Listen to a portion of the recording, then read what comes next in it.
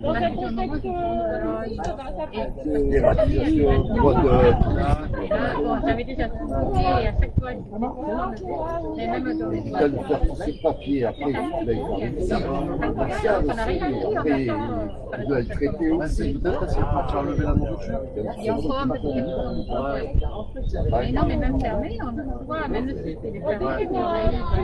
Enfin, là, j'ai pas regardé. Mais on devait tout ce qui était Ouais, ça va. Bon, il faut connaître bien les produits, même il y a pas la carte, parce que c'est peut-être que les dosages, parce que déjà, oui, on a dit, au début, on faire ça, le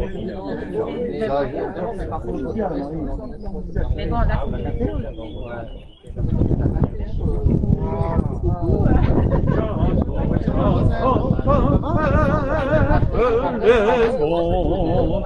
Du Seigneur, Quelqu'un qui est en ligne la semaine dernière. Alors, on a fait faire, on a c'était bien, hein? Mais je vois que tu t'es tourné vers moi, Le match, ça t'arrange pas, quoi. il y a pas de gars. tu t'es tourné vers moi, admiratif. C'est pas tout calmé. Ah, là, c'est là, Il y a un problème, il y a un problème de terre, il y en a qui étaient en colère. pour ça. Aïe, aïe, aïe, c'est les manteaux, hein? Moi, ça m'a. Tu sais, j'arrivais pas à trouver les chansons.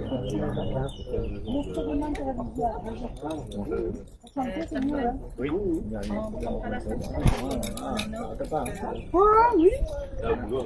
Ah oui, d'accord, d'accord. Pour moi, il n'y a rien. Ah, tu n'es pas d'accord. Bah, c'est marrant. Ma chère Anna, t'embrasse très fort. Un, deux. Je vous invite à vous asseoir pour commencer ce culte.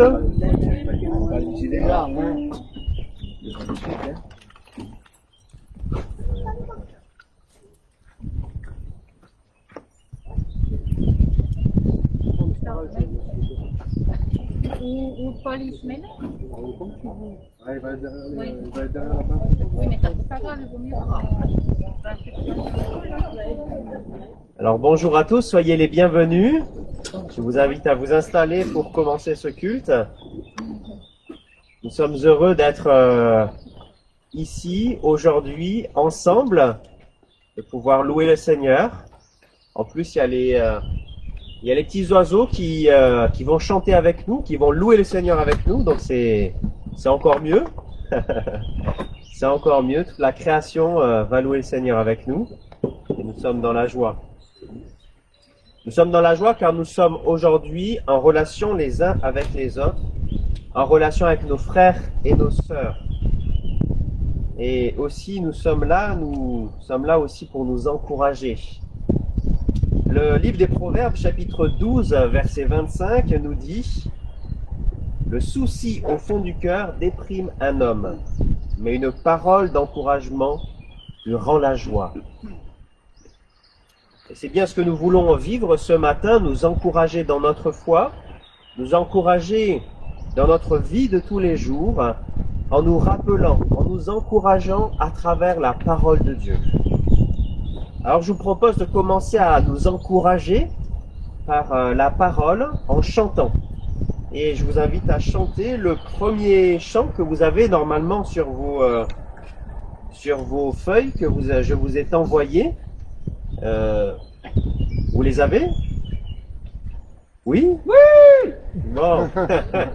Non, la vidéo comme ça sur Internet, ils vont penser qu'il y a des milliers de personnes, mais en fait, il n'y a que Alain en fait. Voilà, je vous invite à vous lever pour chanter le premier chant, Lumière du monde.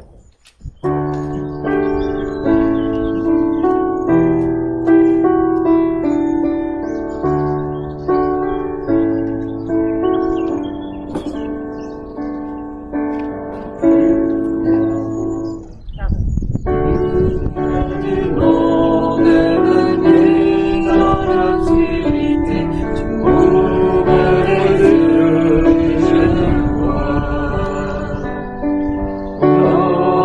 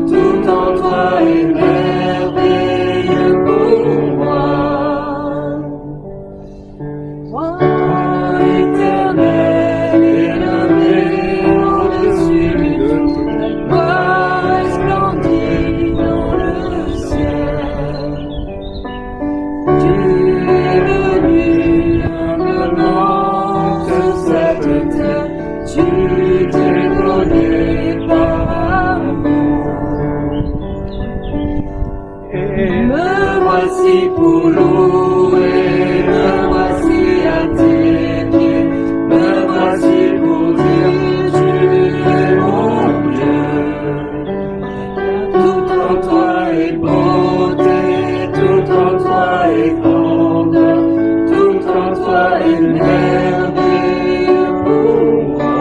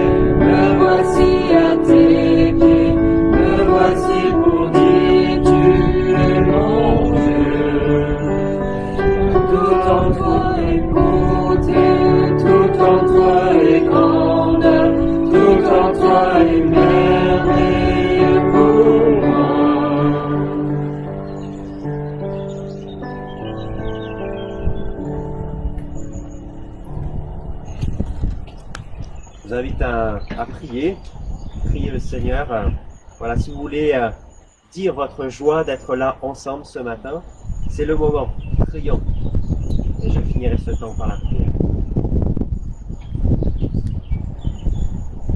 Oui, c'est vrai, Seigneur, que nous voulons te dire notre reconnaissance, notre joie d'être rassemblés autour de toi. Merci pour ta présence dans nos cœurs, dans nos vies.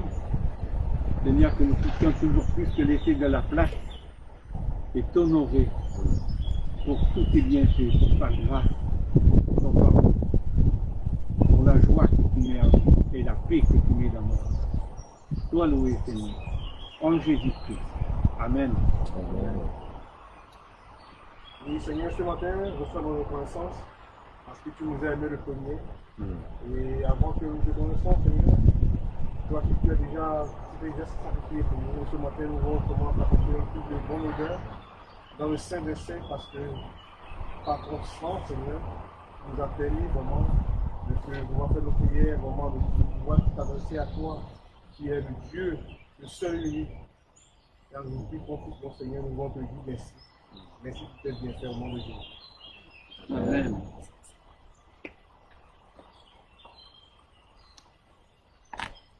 Oui, Seigneur, nous voulons te louer et te célébrer, Seigneur, pour ce temps merveilleux que nous pouvons passer ensemble ce matin. Seigneur, quelle joie d'être ensemble et de pouvoir te louer et te célébrer. Parce que oui, Seigneur, tu es notre joie. Nous savons, Seigneur, que les événements de notre vie peuvent fluctuer, mais toi, tu ne changes pas. Tu es le même pour toujours, à jamais, et nous voulons te louer pour cela. Merci parce que tu es notre rocher pour toujours. Amen. Amen. J'invite à écouter ce que dit Jésus alors qu'il voit ses disciples qui tombent de sommeil, alors qu'il leur a demandé de veiller et de prier. Veillez et priez pour ne pas céder à la tentation. L'esprit de l'homme est plein de bonne volonté, mais la nature humaine est bien faible.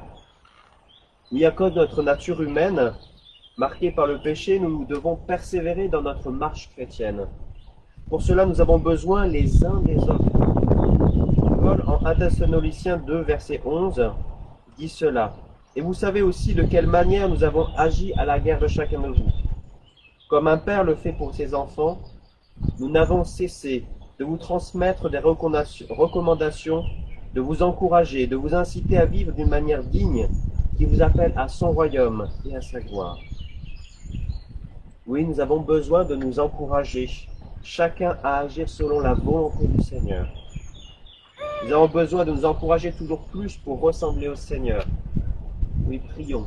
J'invite à prier pour demander au Seigneur qu'il nous aide dans cela. Seigneur, oui, nous croyons que, oui, Seigneur, ta parole est bonne pour nous. Et Seigneur, du fait que nous te connaissons, que nous avons toi comme Sauveur et Seigneur, nous voulons te faire plaisir. Mais Seigneur, tu vois, comme si nous sommes si défaillants, Seigneur, comme tu l'as dit aux disciples qui étaient en train de dormir. Seigneur, oui, aide-nous à veiller et à prier. Aide-nous à nous encourager mutuellement pour continuer à faire ta volonté, pour continuer à t'adorer, te louer chaque jour. Oui, Seigneur, aide-nous à cela.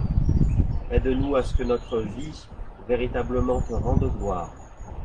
Oui, c'est ce que je te demande, Seigneur, dans le nom de ton Fils Jésus-Christ. Amen.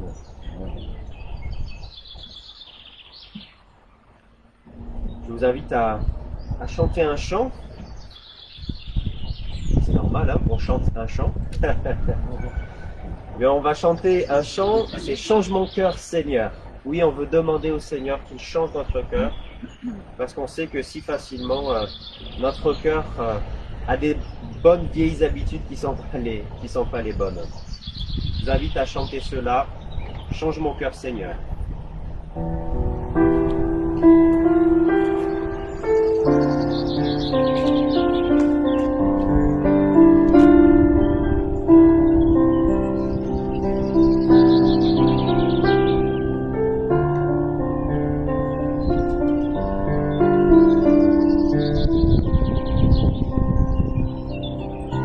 Change mon cœur, Seigneur, et purifie-moi. Change mon cœur, Seigneur, que je sois comme toi. Jésus, tu es le beau Dieu, je suis oui, à moi, façonne-moi. Oui, c'est mon désir. Change mon cœur, Seigneur, et purifie-moi. Change mon cœur, Seigneur, que je sois comme toi. Seigneur, et purifie-moi. Change mon cœur, Seigneur, que je sois comme toi. Jésus, tu es le beau Dieu, je suis agi.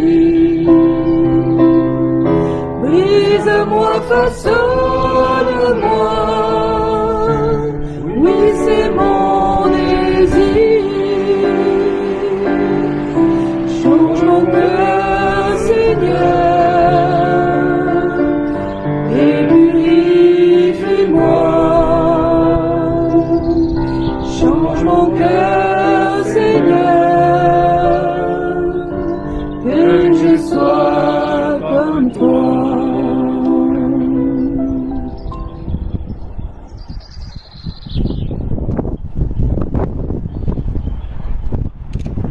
Seigneur, nous connaissons notre cœur malheureusement. Et quand nous sommes honnêtes, Seigneur, face à notre cœur, nous pouvons que reconnaître que notre cœur a tellement besoin de progresser, tellement besoin d'avancer avec toi, tellement besoin de se conformer à ton image, à ta ressemblance, à toi, Christ, Seigneur. Seigneur, nous te demandons pardon pour toutes les fois où nous sommes résistants à ton travail dans nos cœurs, où nous voulons faire qu'à notre tête, où nous voulons, Seigneur, que ce soit nous, notre maître. Seigneur, change notre cœur, Seigneur. Aide-nous à être de vrais argiles entre tes mains, qui se laissent modeler par toi. Oui, c'est ce que je te demande tout particulièrement pour nos vies. Dans le nom de ton Fils Jésus-Christ, je veux te prier. Amen.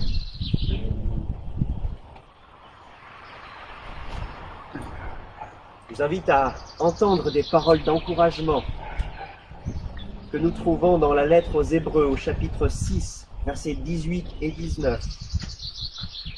Ainsi, il nous a mis en présence de deux actes irrévocables, dans lesquels il est impossible que Dieu mente.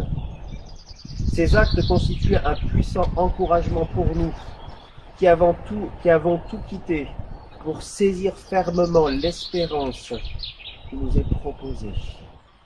Cette espérance est pour nous comme l'encre de notre vie, sûre et solide. Elle pénètre par-delà le rideau dans le lieu très saint. Oui, c'est par la promesse que Dieu a faite à Abraham et le serment qui se sont tous les deux réalisés en Jésus-Christ que nous sommes encouragés. Parce que nous savons que Dieu, lorsqu'il s'engage, c'est pas à la légère comme nous pouvons le faire, mais lui, il s'engage certainement. Nous pouvons être encouragés par cela. Et cela est une encre pour nos âmes, pour nos vies de tous les jours. Oui, notre Seigneur s'est engagé, et cela est une encre pour nos vies. Que Dieu soit loué à jamais. Amen. Je vous invite à chanter, à vous lever, à danser, même si vous voulez, à chanter, et nous allons chanter 2 chants d'affilée, devant le trône, et mon encre et ma voile. Donc premièrement, devant le trône.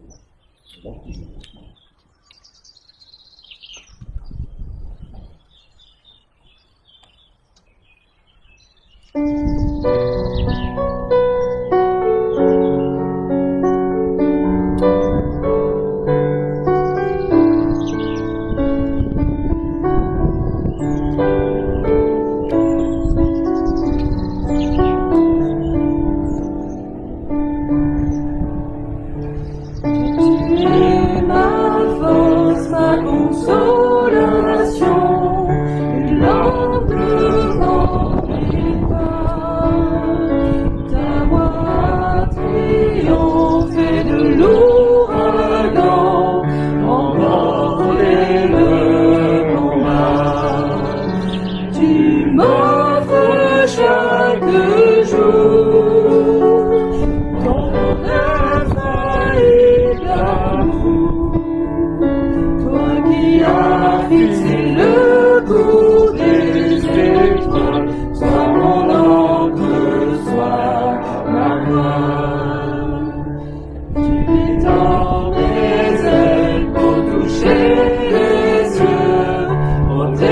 protégé par ta main. Ta grâce m'appelle à lever les yeux et suivre ton chemin. Tu m'offres chaque jour ton infaillible amour. Toi qui as fixé le coup des étoiles, sois mon encre, sois ma voix.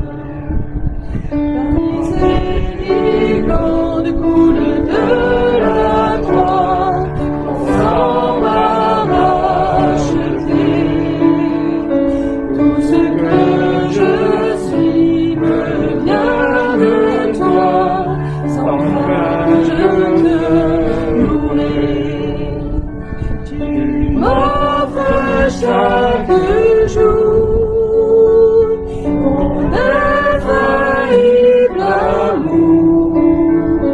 Toi qui as fixé le goût des étoiles, sois mon encre, sois ma voix.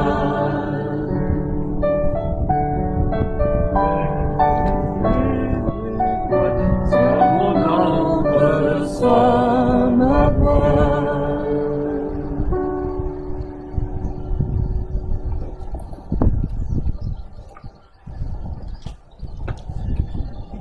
Je vous invite à un temps de prière. Si vous voulez prier, louer le Seigneur, c'est le moment. Seigneur, oui, nous voulons te louer, te célébrer, Seigneur. Parce que oui, tu es l'encre de nos vies. Tu es la voile de notre vie, Seigneur. Tu es l'encre, Seigneur, de cette foi qui nous permet d'être sûrs et certains que tu seras toujours là, Seigneur. Merci, Seigneur, pour cette assurance que nous avons, que tu ne changeras jamais. Oui, Seigneur, sois loué et célébré pour cela. Sois loué et célébré, Seigneur, à jamais, pour ta grâce et ton pardon en Jésus-Christ. Amen.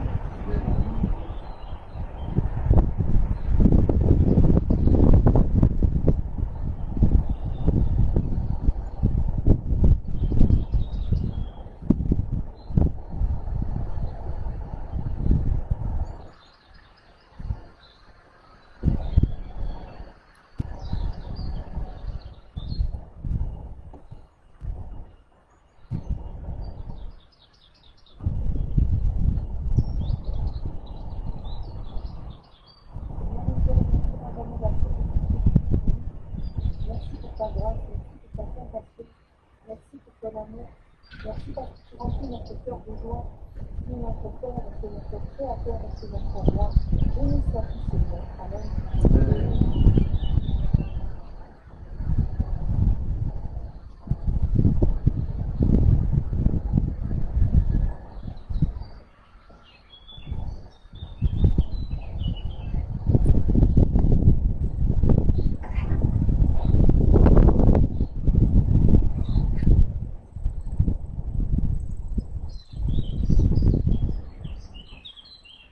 Amen.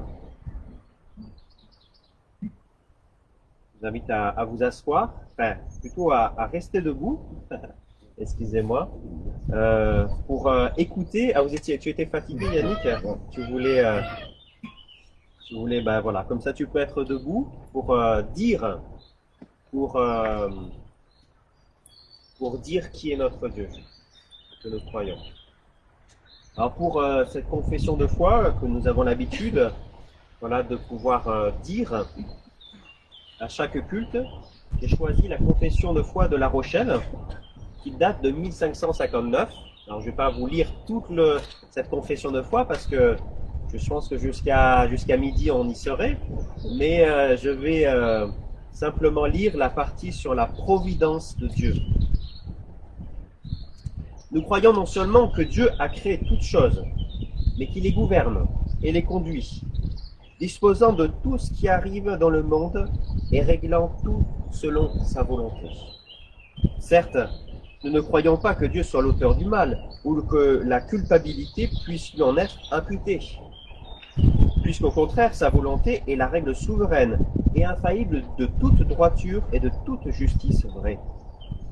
Mais Dieu dispose de moyens admirables pour se servir des démons et des impies, de telle sorte qu'il sait convertir en bien le mal qu'ils font et dont ils sont coupables. Ainsi, en confessant que rien ne se fait sans la providence de Dieu, nous adorons Dieu avec humilité. Nous adorons avec humilité, les secrets qui nous sont cachés, sans nous poser de questions qui nous dépassent. Au contraire, nous appliquons à notre usage personnel ce que l'Écriture sainte nous enseigne pour être en repos et en sécurité. Car Dieu, à qui toutes choses sont soumises, veille sur nous d'un soin si paternel qu'il ne tombera pas un cheveu dans notre tête sans sa volonté.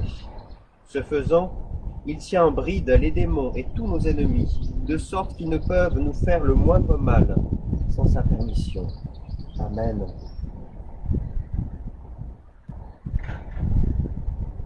Oui, je vous invite à vous asseoir. Et nous avons maintenant le temps de l'offrande. Après avoir reconnu notre Seigneur et Sauveur avec,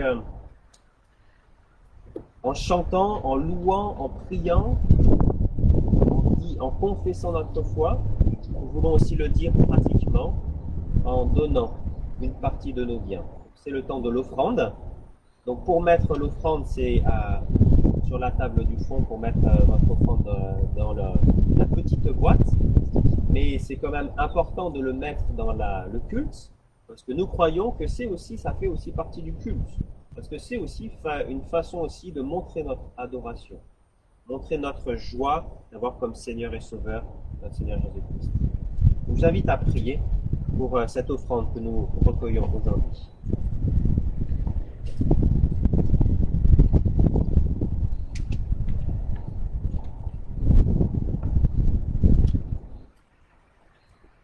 Seigneur, oui, nous voulons te remercier, te louer, te célébrer, Seigneur. Te remercier, te louer, te célébrer pour tous tes bienfaits, Seigneur. Et le fait de donner, Seigneur, cette offrande ce matin, c'est une façon de te dire merci, de te dire, Seigneur, à jamais merci pour tout ce que tu es, tout ce que tu as fait en Jésus-Christ. Mais c'est aussi un acte d'obéissance, parce que tu nous demandes, Seigneur, dans ta parole, de donner, Seigneur, pour ton royaume. Donc je veux te prier, Seigneur, que tu bénisses cette offrande que nous réunissons ce matin. Et que, Seigneur, cela soit le fruit d'un cœur plein de joie, plein de louanges envers toi. Amen. Je vous invite à un petit temps de méditation, de réflexion sur Dieu avec un chant qui va être fait par Sandrine et Stéphane.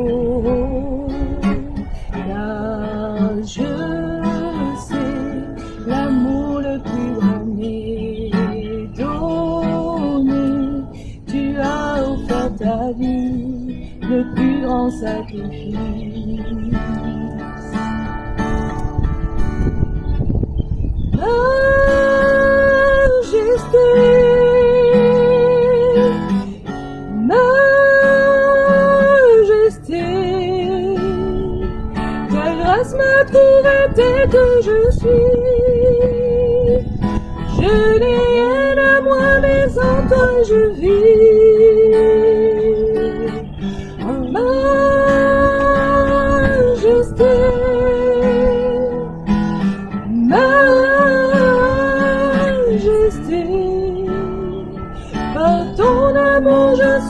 transformé en présence de ta majesté. Me voici confondu par ton amour. Pardonne, je pardonne en retour. Me voici conscient d'être ton plaisir, sanctifié par le feu de ta gloire. Car je sais l'amour le plus grand m'est donné. Tu as offert ta vie, le plus grand sacrifice.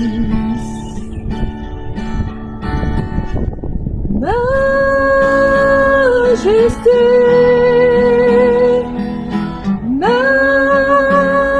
majesté, ta grâce m'a trouvé tel que je suis. Je n'ai rien à toi, mais en toi je vis. Majesté,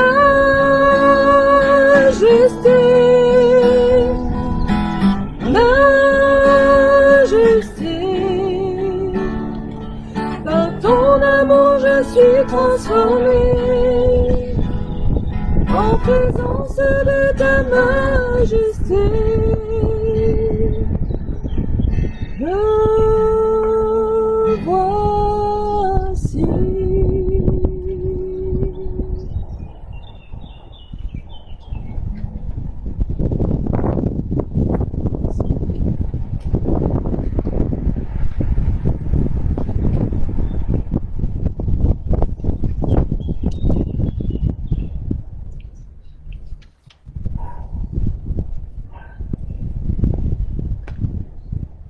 Alors c'est le temps de la prédication. J'espère que vous n'êtes pas endormis, ça va? Est-ce que vous m'entendez bien? Ça va? Oui? Janice, tu m'entends bien? Mieux que dans la chapelle. Oh là là! On va rester dehors alors à tout le temps, hein? Même en plein décembre, hein? Bon, je vous propose de pouvoir écouter la parole de Dieu qui se trouve dans l'épître de Paul, épître aux Hébreux, excusez-moi, épître aux Hébreux, la lettre aux Hébreux, au chapitre 10, versets 19 à 25. Donc, lettre aux Hébreux, chapitre 10, versets 19 à 25. Ainsi donc, mes frères, nous avons une pleine liberté pour entrer dans le lieu très saint, grâce au sang du sacrifice de Jésus. Il nous en a ouvert le chemin, un chemin nouveau et vivant, à travers le rideau du sanctuaire, c'est-à-dire à travers son propre corps. Ainsi, nous avons un grand prêtre éminent placé à la tête de la maison de Dieu. Approchons-nous donc de Dieu avec un cœur droit, avec la pleine assurance que donne la foi, le cœur purifié de toute mauvaise conscience et le corps lavé d'une eau pure. Restons fermement attachés à l'espérance que nous reconnaissons comme vraie, car celui qui nous a fait les promesses est digne de confiance. Et veillons les uns sur les autres pour nous encourager mutuellement à l'amour et à la pratique du bien. Ne prenons pas comme certains l'habitude de délaisser nos réunions. Au contraire, encourageons-nous mutuellement. Et cela d'autant plus que vous voyez se rapprocher le jour du Seigneur. Jusqu'ici la lecture de la parole de Dieu. Je vais prier. Je vais juste voir, Olivier, tu as assez de batterie? Très bien. Je vous invite donc à prier. Que Dieu nous aide à comprendre sa parole pour l'appliquer à nos vies. Seigneur, nous croyons que ta parole est vraie, que ta parole est bonne pour nous, Seigneur. Que ta parole, Seigneur, c'est de l'eau, Seigneur, qui vient vraiment changer notre vie. C'est vraiment quelque chose, Seigneur, qui vient transformer notre vie que ce matin, Seigneur, nous laissons, Seigneur, comme nous l'avons vu ce matin, nous sommes cette argile. Seigneur, aide-nous ce matin par ta parole à nous laisser transformer par ton Saint-Esprit. Que Seigneur, tu nous touches, tu nous transformes par ta parole et ton Saint-Esprit. Nous allons entendre maintenant, Seigneur. Oui, je te prie cela dans le nom de ton Fils Jésus-Christ. Amen.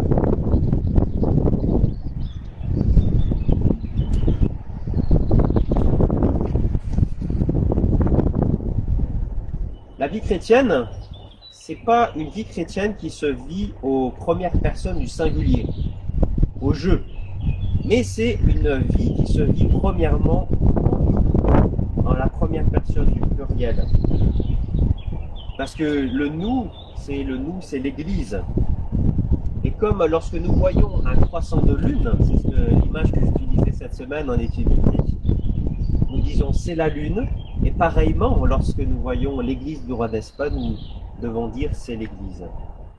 Alors, avant de vous parler de l'Église, particulièrement dont on nous parle ici dans ce texte, je voulais un peu vous raconter une petite histoire.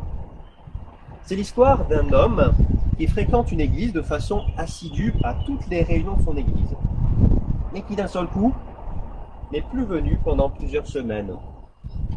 Alors après cela, le pasteur, il s'inquiète, il se dit qu'est-ce qui se passe, donc il va le voir, il va lui demander de le visiter, donc c'est ce qui se passe. Quelques jours après, il le visite. Et c'est vrai que le pasteur, bon, il n'a pas forcément envie de reprendre cette personne, et cette autre personne, ben, c'est très bien ce que le pasteur va lui dire. Et donc voilà, donc la visite se passe, arrive, la personne lui dit bienvenue, il rentre dans son salon, il lui dit installez-vous sur son canapé. Ils sont tous les deux face à une belle cheminée avec un beau feu qui crépite, vous savez, comme en hiver. Et moi, je ne sais pas si vous avez vous un foyer, hein, c'est pas tout le monde qui a ça, surtout dans nos régions. Mais en tout cas, eux, ils l'ont. Et face à eux, ils l'ont, et donc ils voient ce foyer. Là, s'installe un silence entre les deux. Parce que vous savez, c'est pas un silence qui est gênant, hein, où on se dit il faut absolument que l'un parle parce que sinon c'est un peu embêtant. C'est plutôt un silence qui est plutôt porteur de sens.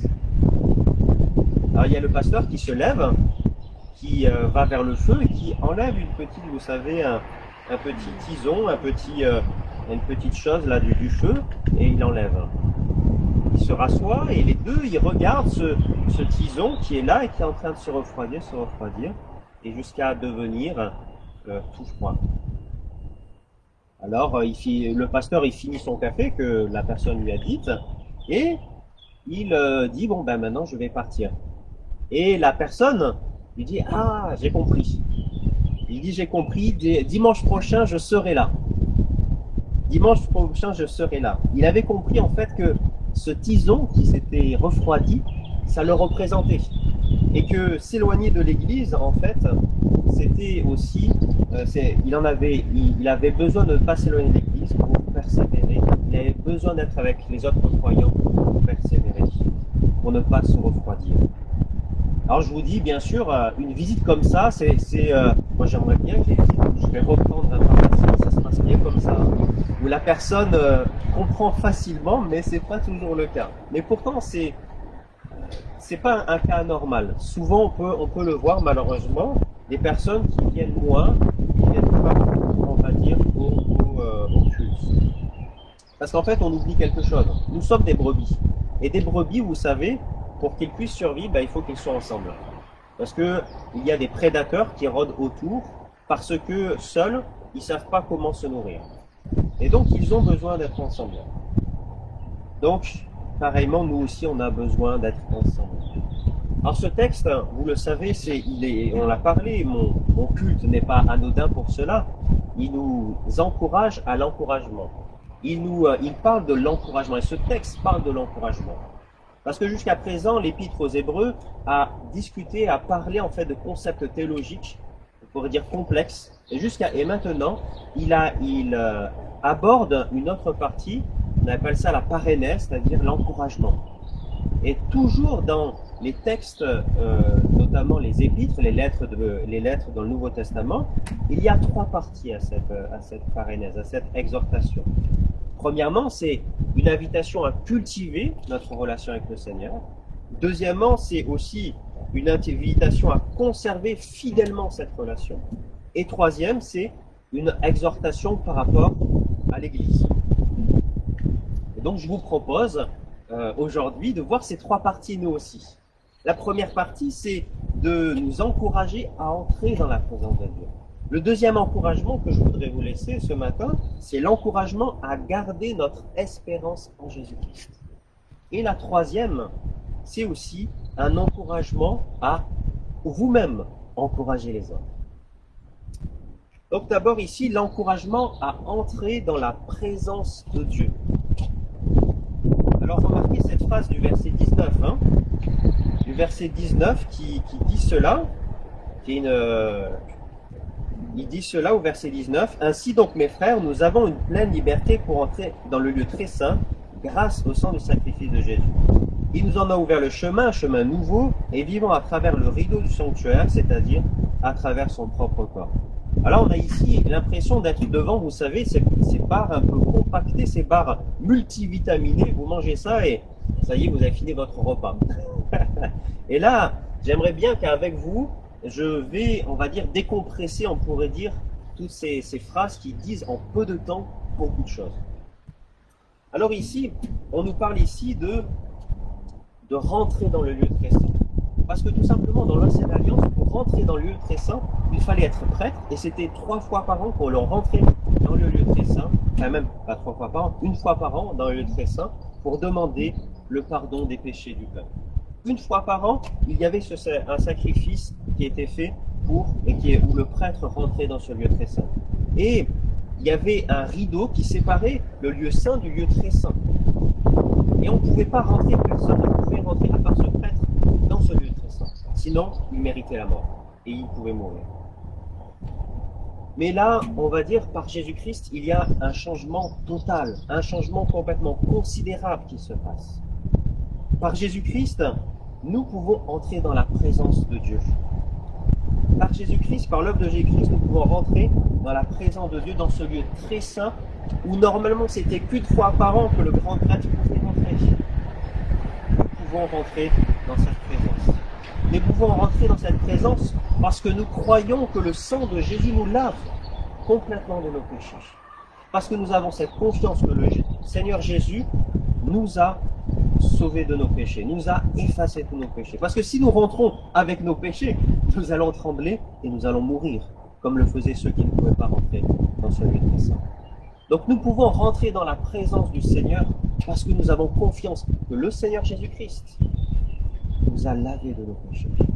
Et nous avons cette confiance que oui, nous pouvons rentrer dans cette présence sans trembler devant la majesté et la sainteté de Dieu.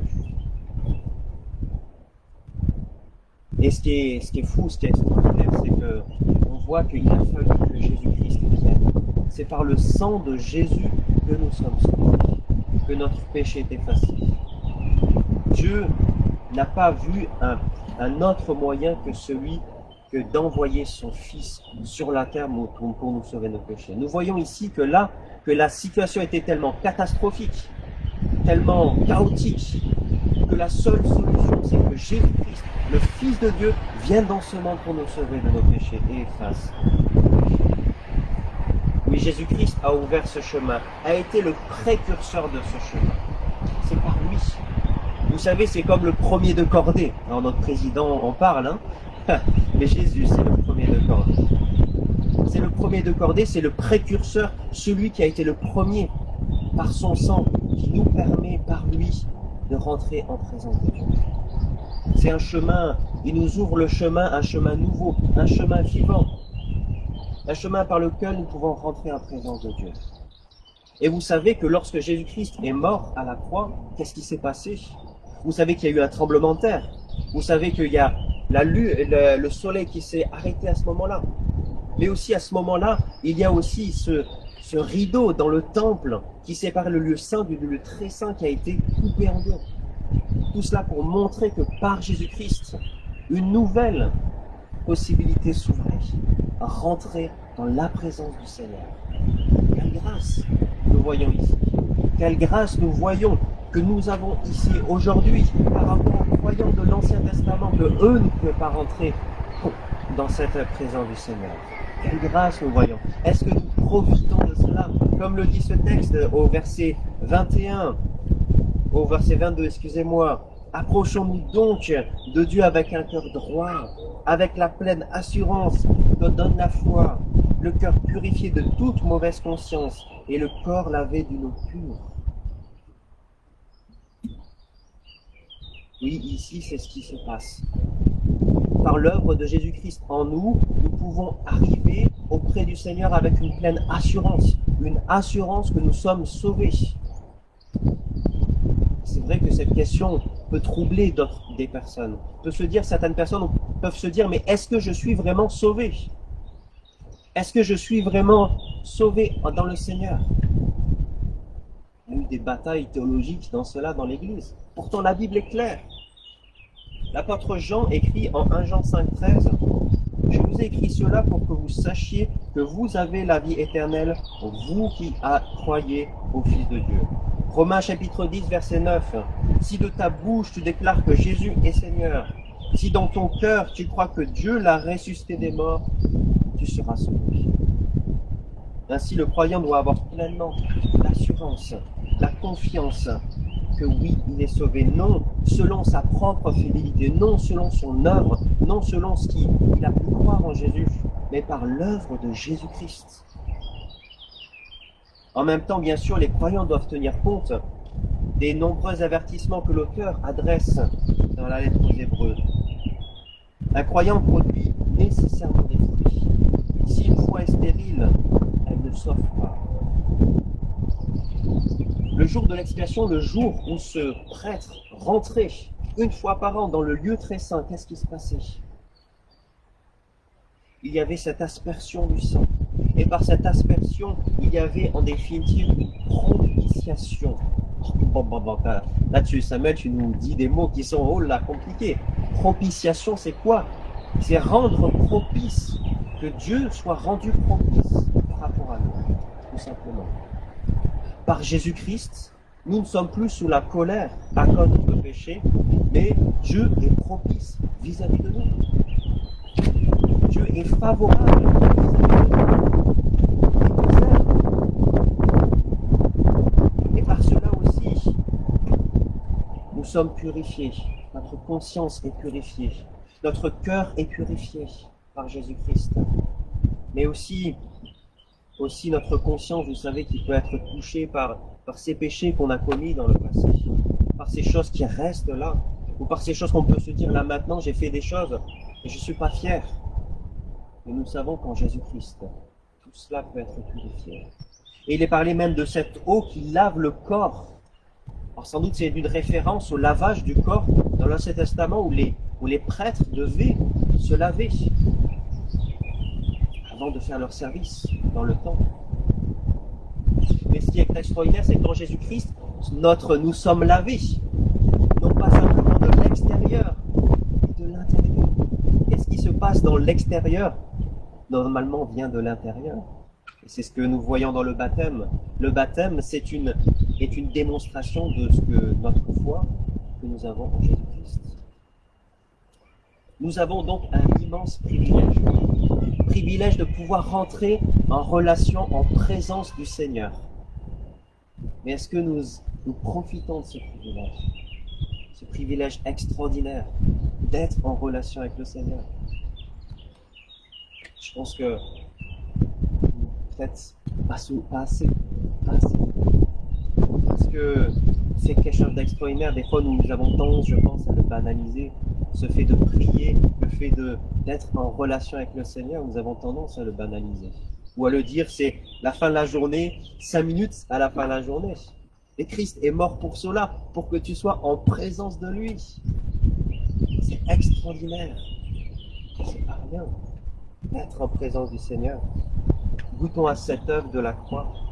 Approchons-nous du Seigneur par la prière, la lecture de la parole, l'obéissance. Oui, Approchons-nous avec confiance. Nous lisons au verset 23, « Restons fermement attachés à l'espérance que nous reconnaissons comme vraie, car celui qui nous a fait les promesses est digne de confiance. » Ce verset nous encourage à persévérer parce que, non selon nos propres œuvres, mais selon la fidélité de Dieu. Nous savons que nous pouvons vivre beaucoup de choses qui nous font douter, qui nous font questionner. Nous savons que Dieu est fidèle. Que Dieu est fidèle pour notre Église. Dieu est fidèle pour notre vie. Nous avons besoin de nous rappeler de cela. C'est extraordinaire que Dieu soit fidèle. Oui, il y a des choses dans notre vie qui peuvent nous faire douter. Des événements tragiques qui peuvent nous faire douter de la Seigneurie de Christ. Des péchés, des tentations qui peuvent nous faire douter de notre salut en Jésus. Mais nous devons nous rappeler que rien ne pourrait faire changer notre statut devant Dieu, de fils ou de fille de Dieu. Si nous avons authentiquement confié Jésus-Christ comme Sauveur et Seigneur, alors nous savons que Dieu nous encouragera, que Dieu sera à nos côtés, quelles que soient les vagues, les soubresauts dans nos vies. Nous savons que nous pourrons persévérer, non par nos propres forces, mais par l'œuvre de Jésus-Christ dans nos vies. Enfin, on arrive au verset 24 et 25. Il nous dit, « Et veillons les uns sur les autres pour nous encourager mutuellement à l'amour et à la pratique du bien. Ne prenons pas comme certains l'habitude de délaisser nos réunions. Au contraire, encourageons-nous mutuellement. Et cela d'autant plus que vous voyez se rapprocher le jour du Seigneur. » Oui, nous avons besoin de nous encourager mutuellement. Nous avons besoin de ne pas simplement recevoir des encouragements du Seigneur, nous avons besoin de nous encourager mutuellement. 1 Thessaloniciens, chapitre 5, verset 11 dit « C'est pourquoi encouragez-vous les uns les autres et aidez-vous mutuellement à grandir dans la foi, comme vous le faites déjà. » Alors malheureusement, dans notre vie, peut-être on a l'impression d'être dans des échelles, des éternelles échelles. On monte, si tout va bien, c'est des temps joyeux, donc on monte sur cette échelle, ou on descend de cette échelle, d'un cran supplémentaire, ou de 2, ou de 3, ou de 4, selon les circonstances. Et on a l'impression d'être tout le temps comme ça. Je ne sais pas pour vous, hein. Mais on monte, ou on descend. Et on monte, ou on descend. Et on est tous chacun sur ces échelles, là on voit, et on regarde l'autre, ah ben il est très bas, ou l'autre il est très haut. Et c'est ce que nous pouvons vivre. Mais la seule solution à cela, c'est quoi? Pour ne plus continuellement être sur cette échelle et monter et descendre, c'est regarder à Christ. C'est nous rappeler les vérités bibliques concernant Dieu. Il est souverain, juste, amour, tant et tant et tant d'autres choses. Nous avons besoin, en définitive, d'être comme dans un observatoire. Dans un observatoire et nous émerveiller de ce que Christ est. C'est ce que nous avons besoin. Mais nous savons aussi que nous sommes des fois aveugles face à des situations que nous avons dans notre vie. Nous n'arrivons plus à voir les choses comme il faudrait. On a l'impression d'avoir comme la vue troublée, de ne plus pouvoir penser à Dieu, tellement les choses sont compliquées, sont dures. C'est pour ça que nous avons besoin des autres. C'est pour ça que nous avons besoin de l'Église de Jésus-Christ. Pour pouvoir nous encourager que quand on voit tout noir, qu'il y a un frère ou une sœur qui nous disent « Regarde cette vérité biblique, regarde qui est Dieu, quel Dieu nous avons, merveilleux. » Nous avons besoin de nous rappeler de cela. Nous avons besoin de nous encourager en nous rappelant les vérités bibliques. Et cet encouragement, oui, ce n'est pas simplement s'encourager comme cela. C'est s'encourager, comme le dit le texte, pour faire le bien et pour nous aimer. Le Christ appelle ses disciples à faire ressortir le meilleur des uns et des autres. Les croyants doivent susciter par leurs actes et leurs paroles chez les uns et les autres l'amour et les bonnes œuvres. devons nous encourager en suscitant chez nos frères et sœurs l'encouragement au bien et à l'amour. Et je pense que malheureusement aussi des fois, c'est jamais, bien sûr, c'est jamais moi, hein, c'est toujours l'autre, hein, mais on peut aussi susciter aussi par nos paroles, par nos actes, aussi le contraire. On peut aussi provoquer par nos paroles et par nos actes un manque d'amour par rapport à une autre personne. On peut aussi susciter aussi du mécontentement par rapport aux autorités de l'Église et par rapport à tout un tas de choses. Devons-nous être vigilants, je pense, par rapport à cela, à savoir comment nous influençons les autres, par nos actes, par nos paroles, par nos comportements. Comment nous influençons les autres? À quoi est-ce que j'encourage les autres? Le verset 25 dit « Ne prenons pas comme certains l'habitude de délaisser nos réunions. » Oui, les réunions, l'étude biblique, la réunion de prière, le culte, c'est des moments très importants. Pourquoi? Parce que c'est un moyen que Christ nous donne pour pouvoir être encouragés et pour s'encourager mutuellement. Et donc louper ça, en fait, c'est louper un moyen de grâce, une bénédiction que Dieu veut nous donner. Et donc c'est pour ça qu'il faut fréquenter l'Église régulièrement pour pouvoir s'encourager mutuellement, parce que c'est pas simplement que on perd une bénédiction, on perd un encouragement du Seigneur, mais aussi on manque aux autres en faisant qu'on ne donne pas aussi un encouragement aux autres. L'auteur de la lettre aux Hébreux dit enfin, et cela d'autant plus que vous voyez se rapprocher le jour du Seigneur. Alors, le jour du Seigneur, c'est le jour où Christ reviendra. Alors bien sûr, on ne le sait pas. Ça peut être tout à l'heure, dans 1 heure, j'espère. Peut-être demain, peut-être après-demain. Peut-être dans 10 ans, 100 ans, on ne sait pas. Et cela doit nous encourager à quoi? À être prêts. À être prêts à se dire, mais qu'est-ce que j'ai fait de tout ce que Dieu m'a donné? Est-ce que j'ai encouragé les autres? Est-ce que je me suis approché du Seigneur avec confiance? Est-ce que notre espérance est dans le Seigneur? Est-ce que j'encourage les gens? Tout cela, est-ce que je le fais?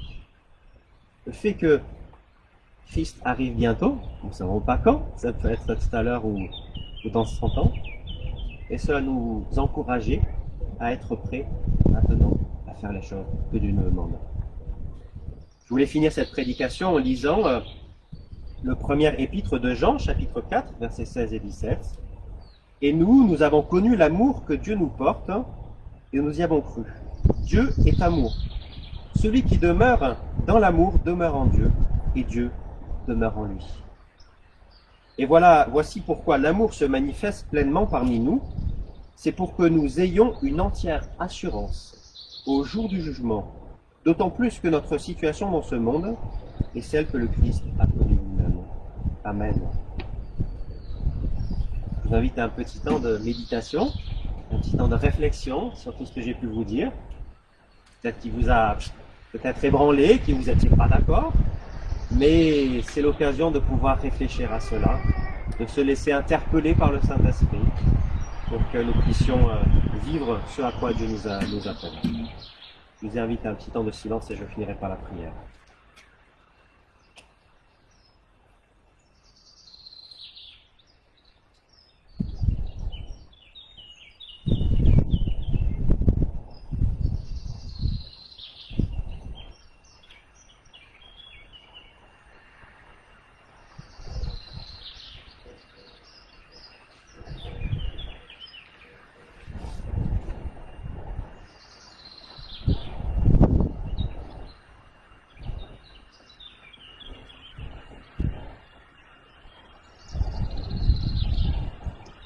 Oui, Seigneur, nous voulons être dans la joie. Dans la joie, Seigneur, parce que oui, tu nous donnes d'être en ta présence ce matin. Merci parce qu'aujourd'hui, maintenant, ensemble, en tant que communauté, nous sommes en ta présence. Quelle grâce nous voyons là. Quelle grâce, Seigneur, d'être dans ta présence merveilleuse. Merci parce que nous avons un grand privilège, parce que dans l'Ancien Testament, ta présence n'était que pour le prêtre une fois par an. Mais Seigneur, merci par Jésus-Christ que nous pouvons entrer en relation. Seigneur, merci pour cette assurance que tu nous donnes d'être sauvés, non par notre œuvre, mais par l'œuvre de Jésus-Christ. Parce que nous croyons que l'œuvre de Jésus-Christ est suffisante pour nous sauver de nos péchés. Seigneur, aussi, nous te demandons de nous aider. Nous aider, Seigneur, à toujours être encouragés par ta fidélité. Aide-nous à nous rappeler dans les temps difficiles de ta fidélité. Que tu es un Dieu qui ne change pas, que lorsque tu dis quelque chose, tu t'y tiens. Seigneur, vraiment, sois loué, sois célébré. Et je veux te prier de nous aider à nous encourager mutuellement. Tu vois, c'est si facile de nous décourager mutuellement, Seigneur. Si facilement on se décourage mutuellement. Mais Seigneur, aide-nous ensemble à nous rappeler, Seigneur, de tes vérités. Que ton royaume, Seigneur, tu le fais grandir. Que ton royaume, Seigneur, est grand. Que tu es fidèle. Seigneur, oui, aide-nous à nous rappeler mutuellement cela. Et lorsque nous voyons, Seigneur, quelqu'un, un de nos frères et de nos sœurs, être dans les découragements, aide-nous à lui rappeler tes vérités, pour l'encourager. Aide-nous à examiner nos comportements, pour toujours être un encourageur et non un décourageur, Seigneur. Je veux te prier, Seigneur, de nous bénir, Seigneur, chacun, dans ces défis qui sont là. Mais nous savons, Seigneur, que nous ne pouvons pas le remporter seuls. Mais c'est que par ton œuvre, c'est que par ta grâce que nous pouvons le remporter. Oui, vraiment, Seigneur, sois loué, célébré. Amen.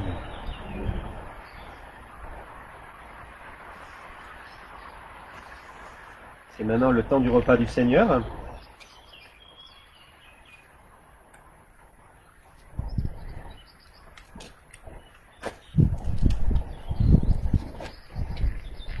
Oui, le repas du Seigneur. Vous voyez que j'utilise bien le bon terme.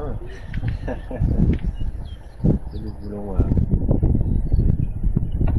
Nous voulons nous rappeler, oui, de ce que Christ a fait pour nous, de ce qui nous a permis d'avoir ce chemin nouveau, ce chemin vivant dans sa présence.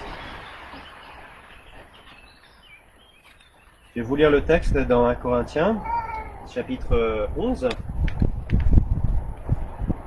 verset 23. Le Seigneur Jésus, dans la nuit où il fut livré pour être mis à mort, prit du pain, et après avoir prononcé la prière de reconnaissance, il le rompit en disant : « Ceci est mon corps, il est pour vous. Faites ceci en mémoire de moi. » De même, après le repas, il prit la coupe et dit : « Cette coupe est la nouvelle alliance, scellée en mon sang. Faites ceci toutes les fois que vous en boirez en souvenir de moi. » Donc chaque fois que vous mangez de ce pain, que vous buvez de cette coupe, vous annoncez la mort du Seigneur, et ceci jusqu'à son retour. C'est pourquoi quiconque mangerait le pain ou boirait la coupe du Seigneur d'une manière indigne se rendrait coupable envers le corps et le sang du Seigneur. Que chacun donc s'examine sérieusement lui-même et qu'alors il mange de ce pain et boive de cette coupe. Car celui qui mange et boit sans discerner ce que le corps se condamne lui-même en mangeant et en buvant ainsi.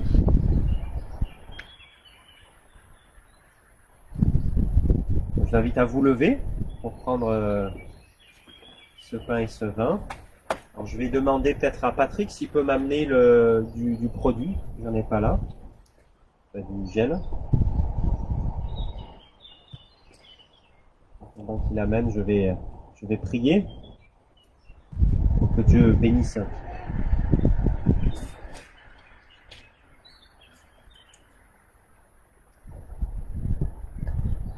Seigneur, oui, nous voulons te louer et te célébrer parce que tu connais nos cœurs. Comme on l'a dit dans la liturgie, Seigneur, notre volonté, on a beaucoup de volonté, mais notre nature humaine, Seigneur, elle est bien faible.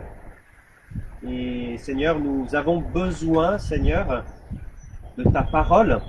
Nous avons besoin, Seigneur, de vraiment de ton action dans nos vies et de ce pain et ce vin que nous avons partagé pour nous encourager, pour nous aider, Seigneur, à revenir toujours plus proche de toi, à nous approcher de toi. Seigneur, je veux te prier que par ce pain et ce vin, nous puissions nous approcher avec un cœur droit, un cœur vrai. Seigneur, avec une certitude de notre salut en Jésus, d'être lavé pleinement, complètement par ton sang. Seigneur, nous savons que nous venons, prenons ce pain et ce vin, non par nos propres forces, mais par notre œuvre en Jésus-Christ. Seigneur, oui, merci pour tout. Bénis ce pain et ce vin que nous allons partager maintenant. Amen.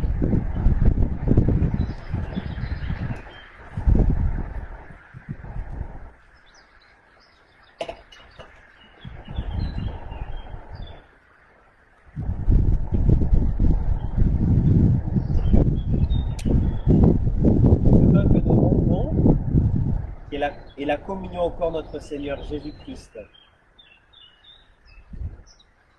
Et passer dans les rangs.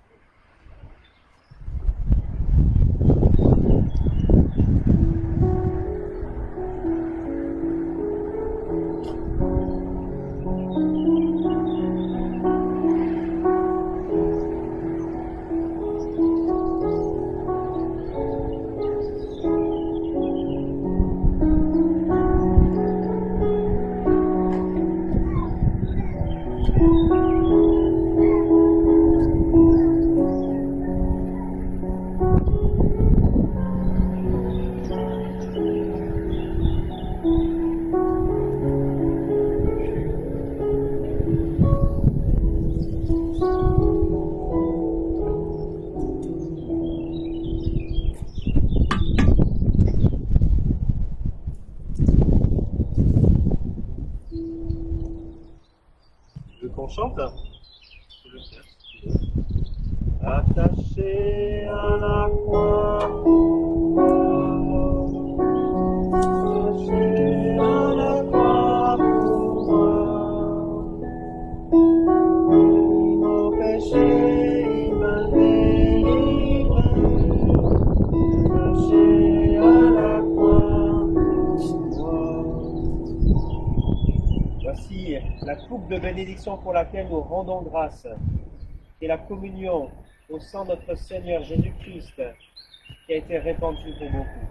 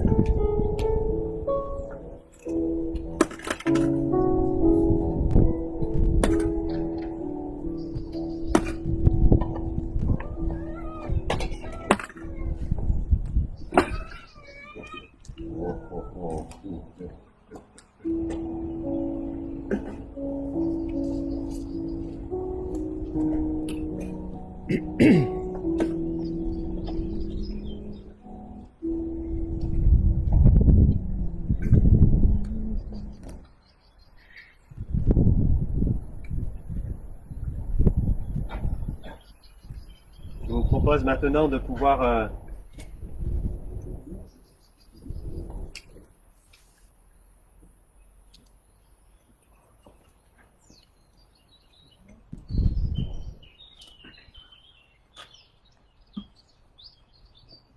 Alors je vous invite à l'intercession. Je vous invite à rester debout si vous le voulez pour intercéder. Alors, je ne sais pas s'il y a des sujets spécifiques. On peut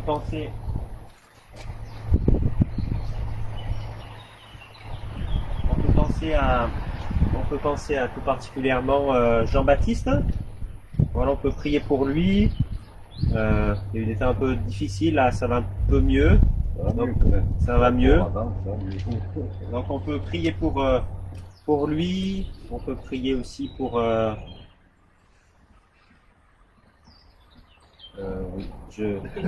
pour notre église aussi, tout à fait. Oui, oui. D'un seul coup, j'ai eu un trou de mémoire. Donc, pour notre église, pour tous ses membres, pour tous ceux qui sont à la maison, sur Internet, qui nous voient. Je pense à Ndalé, je pense à Tom et Odile, je pense aussi à Fali et Véronique aussi. Et Lionel et Nadine. Lionel et Nadine aussi. Et je ne sais plus.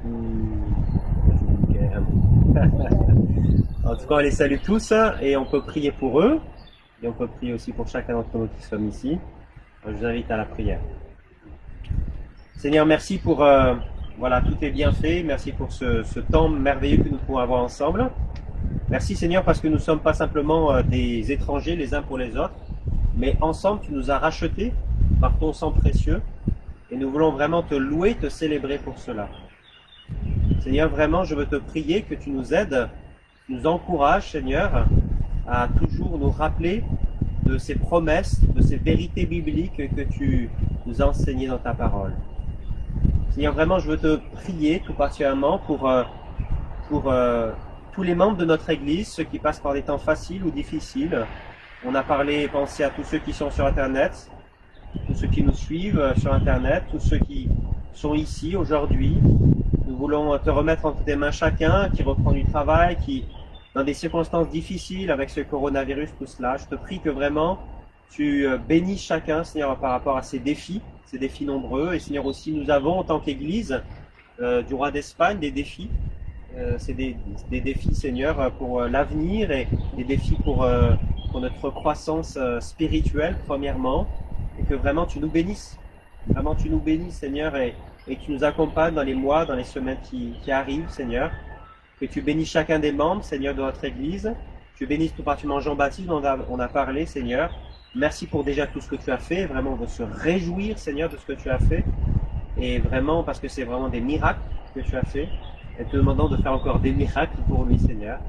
Comme je te demande aussi pour des miracles pour chacun de nous. Je te prie pour notre Église, bénis-la, Seigneur. Encourage-nous, Seigneur. Seigneur, tu vraiment encourage-nous en tant qu'Église du roi d'Espagne. Je veux te prier de nous aider à rester fermes, à nous rester certains des promesses que tu as pour nous, Seigneur. Que ton royaume ne veut pas qu'il s'arrête, Seigneur. Et que tu veux qu'il grandisse dans nos cœurs et autour de nous.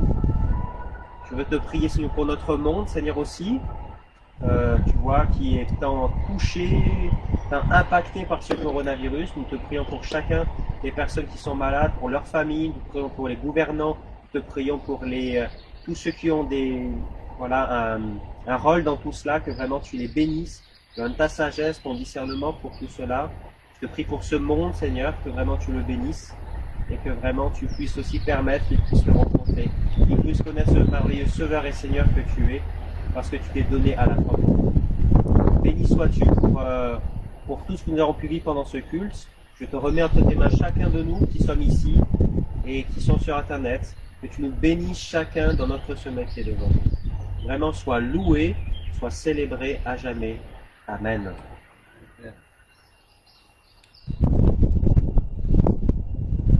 Nous allons finir avec un dernier chant.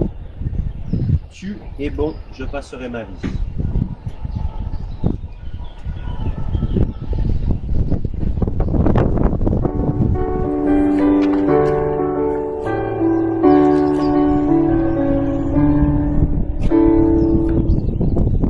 Je passerai ma vie à dire à tous mes frères que tu es bon. Oui. Je passerai ma vie à dire à tous mes frères que tu es bon.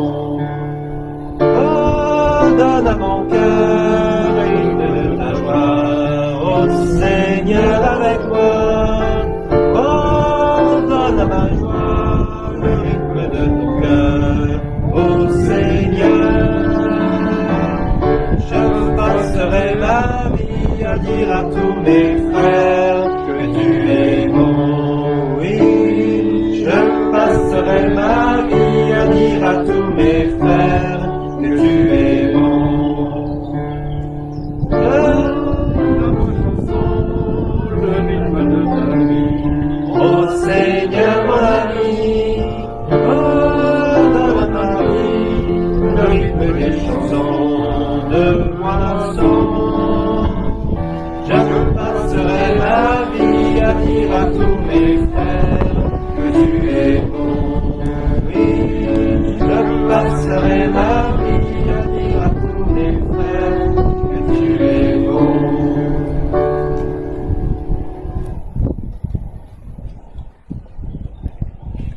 La grâce du Seigneur Jésus-Christ, que l'amour de Dieu et la communion du Saint-Esprit soient avec vous cette semaine, aujourd'hui et à jamais. Amen. Soyez bénis pour cette semaine et je voulais simplement vous dire quelques annonces. Donc nous aurons mardi l'étude biblique sur Ésaïe 65. Donc nous finissons bientôt le prophète Ésaïe. Voilà. Après, peut-être que s'il y a de la demande, si vous voulez, je demanderai ça mardi, que nous pouvons peut-être continuer pendant l'été. En tout cas, peut-être avec un rythme un peu moins grand, mais en tout cas un rythme qu'on pourrait avoir d'études bibliques. Et en tout cas, les réunions de prière vont continuer pendant l'été. Et nous aurons aussi la joie d'avoir aussi ce temps aussi à la fin des temps ensemble. Malheureusement, nous ne pourrons pas faire de repas fraternel, en tout cas pas pour l'instant. Voilà. Donc en tout cas, on peut avoir des temps ensemble pendant les cultes, c'est bien. Et j'espère que pendant l'été, nous pourrons nous inviter les uns les autres. Nous pourrons être ensemble comme cela. Voilà, en tout cas, je vous souhaite à tous un bon dimanche. Donc mardi, étude biblique, vendredi, réunion de prière, et dimanche, culte ici même. Alors j'espère avec un peu moins de vent, mais on verra. Et samedi, la chorale qui finit, oui tout à fait, avec à midi un repas. Un pique-nique, chacun séparé d'1 mètre, de 2 mètres, mais un pique-nique. Voilà, en tout cas, je vous souhaite à tous un bon dimanche, une bonne semaine, que Dieu vous bénisse, et à bientôt.